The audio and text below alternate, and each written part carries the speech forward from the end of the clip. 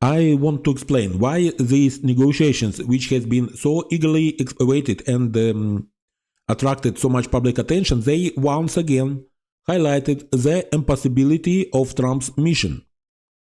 Why, despite the fact that many people now believe, hope, or wait for peace, I still have doubts about the establishment of any lasting peace. Let's examine why I believe Trump's mission is impossible. Here are 5 reasons. First and foremost, the entire agreement, this entire interaction between the main participant of so-called peace deal is based on lies.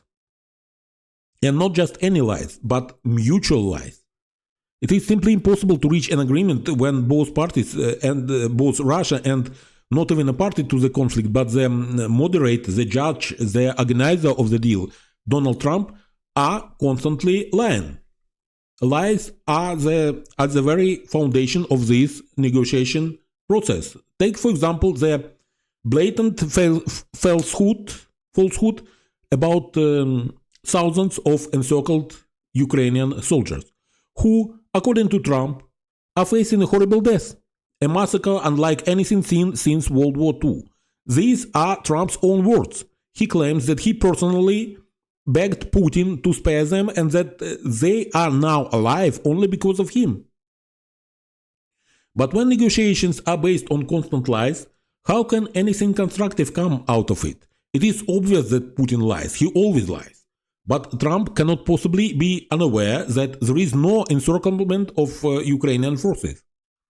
I have no doubt that his intelligence services report to him. After all, American intelligence is arguably the most powerful military space intelligence network in the world. It is simply impossible for them not to see that there are no encircled Ukrainian fighters in the Kursk region. So Trump is lying, and he is lying deliberately. And this is just one example. The entire foundation of this deal is built on lies, and it will not hold. And the natural result of this constant mutual lying is distrust. And this is my second point. One clear manifestation of this distrust is found on the Kremlin's official website, where Russia declares that the Ukrainian government is incapable of making agreements. Additionally, the Kremlin once again repeats the false claims that Ukrainian soldiers committed mass atrocities in the Kursk region. These claims had been repeatedly and thoroughly debunked with specific fabricated stories exposed. There is no evidence of any such crimes by Ukrainian forces in that region. Thus, we have lies leading to distrust. Distrust exists not only from Ukraine towards Russia, but also vice versa. And in such conditions of total distrust, this deal is doomed because there is no institution, no political entity that could oversee and enforce the terms of the ceasefire while being trusted by both sides. Lies and distrust, two interrelated but critical reasons why Trump's mission is impossible. The third reason, Trump is not an objective mediator who stands above the conflict. He is clearly on the side of the aggressor. Even during these negotiations, it has become evident that Trump intends to strengthen economic ties with Putin's Russia, particularly in energy and resource extraction. What does this mean? It means Trump plans to break Russia's economic isolation and inject money into its military-industrial complex. How else can we interpret his statement about collaborating with Russia in energy, cooperating in the Arctic, restoring Nord Stream 2, and so on? This means money will flow into Russia's economy through joint project between the United States and Russia. And how does that contribute to stopping the war? Trump's tone towards Zelensky and Putin is fundamentally different. Towards Ukraine, he applies pressure. Towards Putin, he is accommodating. Yes, some of the Biden sanctions against Russia remain in place and arms shipment continue, but these are measures introduced under Biden. So far, Trump has done nothing independently to curb Russia. At this point, we must abandon any notion that Trump is an ally of Ukraine. He is not. In fact, he is increasingly looking like an ally of Putin. The fourth reason, the fundamental incompatibility of the two sides' position. Putin demands include stopping arms supplies to Ukraine and halting mobilization.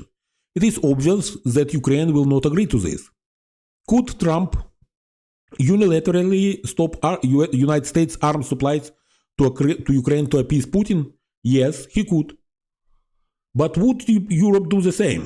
I am certain it would not. And since Europe is not currently part of these negotiations, it follows the old rule. If you are not at the negotiation table, you are on the menu.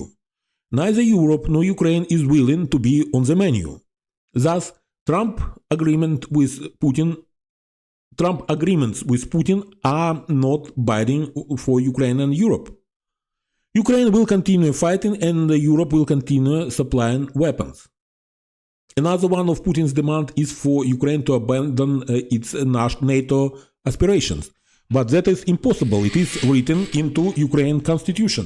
Why should Ukraine amend its constitution just because Putin demands so, just to appease Putin?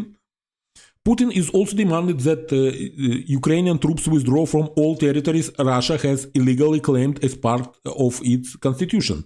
This demand is completely unrealistic. So the positions are irreconcilable.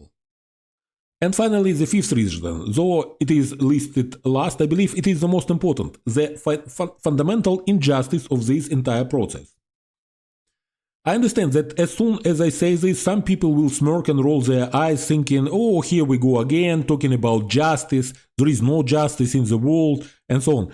But justice is fundamental to human society, just as freedom and trust are.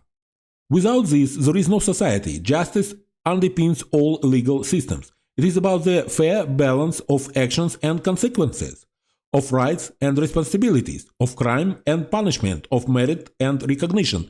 Every law ever written has some concept of justice in its core, even if that concept is flawed. But this so-called peace deal contains no justice. It is based on the principle of might makes right. Russia invaded simply because it could, and it believes it has the right to do so. There is no discussion of punishment, no talk of accountability. The United States even refused to support a UN resolution that explicitly named Russia as the aggressor. In order to make this deal, the US not only embraced falsehoods but also discarded the principle of justice entirely.